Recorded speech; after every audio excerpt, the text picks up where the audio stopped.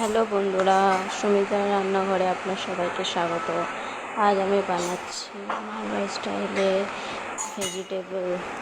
So mix vegetable বানানোর জন্য আমি মূলো কেটে নিচ্ছি, আর তরু, পটল, বরবটি আর ফুলকপিকে আমি ভালো করে সেদ্ধ করে রেখে তেলে ভালো করে ভেজে নিয়েছি। এখন মূলোটাকে আমি কাটছি, ওটাকে আমি ভেজে নেব।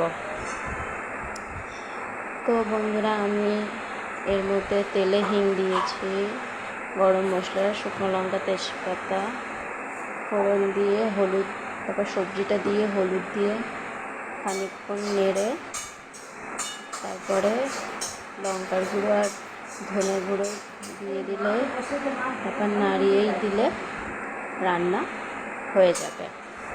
সেটা ভিডিওটা কেমন লাগলো জানাবেন।